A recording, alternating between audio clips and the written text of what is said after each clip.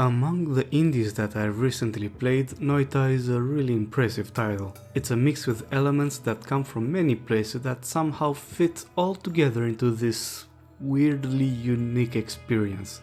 All this coming from Nolla, a small studio from Finland. Trust me, having 2 out of the first 3 videos on this channel covering games made by Snow Australians was not a trend I intended on creating.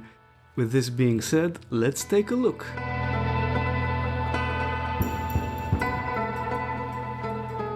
You know, people complain that there aren't any more good games out there, that modern games are formulaic, they're bland or repetitive. It's kinda true, but these people also forget that there's a treasure trove you can find in the indie scene. For example, roguelites offer hours upon hours of content, with some better examples of them offering some really tight gameplay mechanics and decent to good world building and storytelling.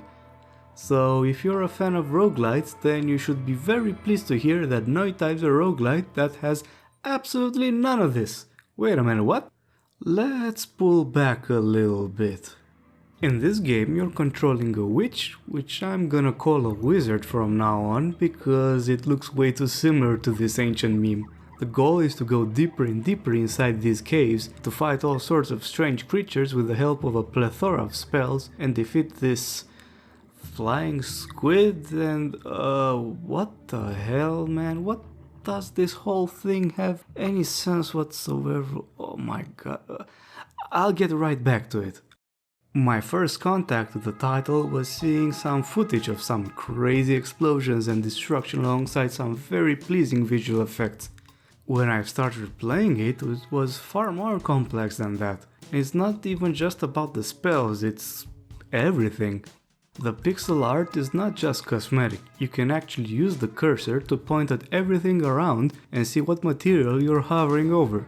Look, there's some earth, here's some ice, some steel, some water, and so on. You might think this is a fluff text, but it's far from it because every material has certain properties and interactions which are simulated down to the level of each pixel. If this sounds incredible, you bet your ass it's as real as you can get. You can set wood on fire, you can melt ice with fire, you can make gunpowder explode with just a spark. If you think that's complex, you ain't seen nothing yet, because the liquids in Noita are even more complex. Not only that they respect the usual laws of physics, with some exceptions, but mixing them has various results. See this pool of toxic sludge? Put some water into it and watch it turn all into water. Don't you have the patience to see the reaction? Mix that shit together with your spells, come on, work it like you care. You can boil water and watch the vapors hit the ceiling and condense right into liquid water. And these are just the regular liquids. Now imagine that there are magical liquids all over the place. And yet again, interactions with liquids have actual implications.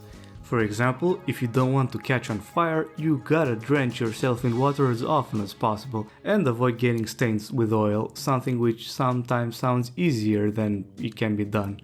And then you have the level modifiers, which influence the temperature and the humidity of the environment, which further changes how things behave all around you.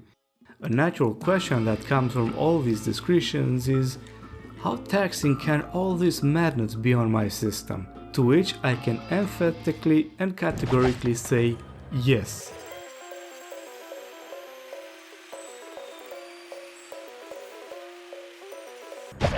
The sense of wonder doesn't stop with admiring the physics though, because the spells you can find during a playthrough are extremely varied. They can be equipped on a huge ensemble of ones that have different attributes, like rate of fire, mana, capacity. Some of these ones are even more special and have spells embedded right into them, some of them with potentially hilarious outcomes if they were to be used in the way God left them. Fortunately, you can attach spells and modifier to your heart's content in the areas between the levels, or if you're fortunate enough, everywhere when you have a certain perk. And I do mean fortunate because the level of customizability you have is, how should I say, bewildering. Because the insane range of the possibilities you can have ones that do this, and others that can do this.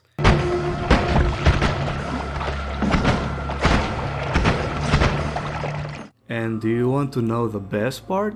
These are all tame compared to what other, more experienced players can do.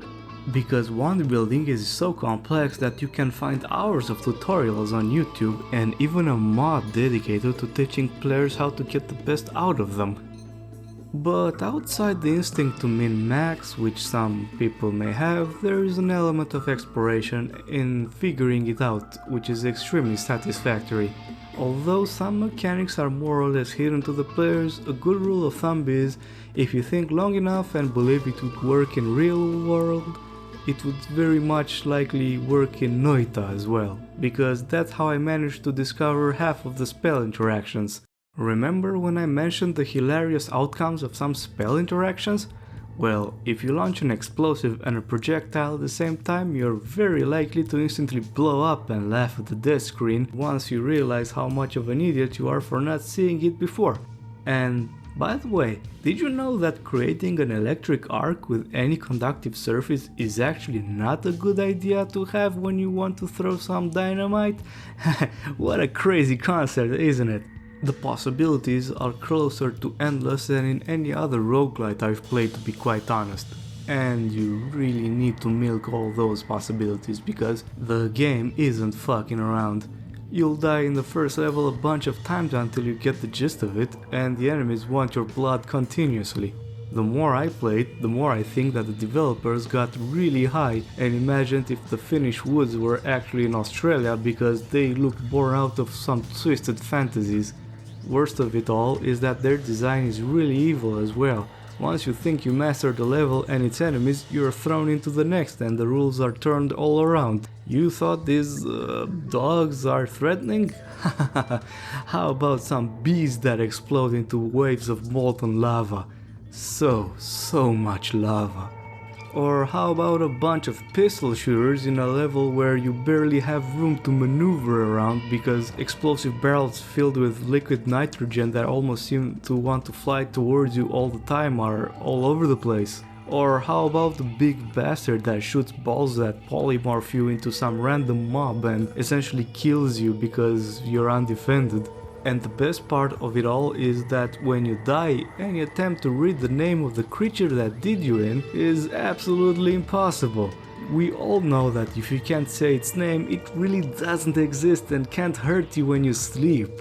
Heiko ai sur le pak liminul so kai Uko. Just Uko. The game's atmosphere is decent enough, but its standout feature is the sound design. Explosions that take place outside your field of view are muffled. You can hear the wind blowing inside the empty caverns. And some of the enemies make sounds when out of sight. And thank God Uko is one of them. Explosions around you have a very satisfactory oomph to them as well.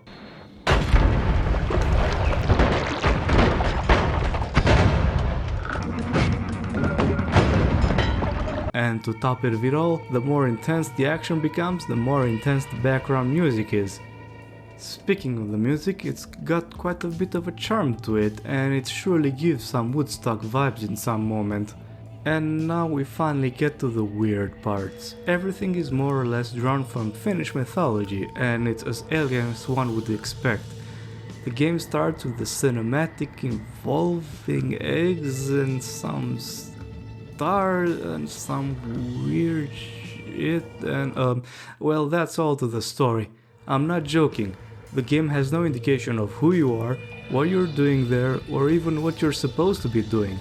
You just kinda do it and play into the logical instincts games in general have implanted into our brains. You see a cave that goes down and you know you gotta follow it down.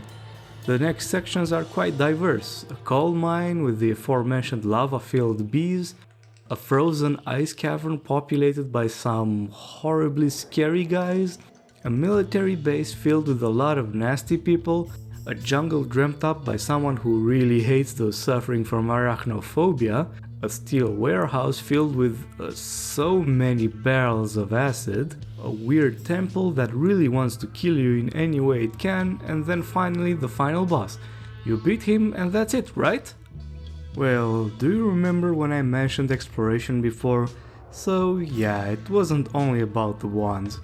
Right at the start you can go in different places than inside the caves, and if you do, you truly realize just how much there is to Noita, in fact. You've got a desert with an entire pyramid to explore, you've got some different ice caves, you've got a weird laboratory filled with potions, and the list can go on and on. And if you're lucky enough to get the correct equipment, you can explore all of them and discover the dozens of secrets that all these areas have. I'm not even kidding, there's so many secrets that not even the fan wikis cover all of them. You can also collect 11 of so-called orbs of knowledge that initially serve as ways to unlock some spells or modifiers, but in future playthroughs you gain extra maximum life and make the final boss stronger. The game breaks another convention of roguelites in the sense that a single playthrough takes a really long time. Even with experience it takes more than 1 hour and a half to complete, but most of the time you're gonna spend 2-3 hours before you either die or complete it. Dying with hours of gameplay behind you would surely break someone's spirit, but one of the greatest qualities Noita has is that somehow it doesn't. Yeah, you just died after 3 hours of gameplay, but it's most likely because you made a mistake or something outside your control just wanted to screw you over. But it doesn't really matter because Noita is all about the journey and not about the destination, as cliché as it may sound.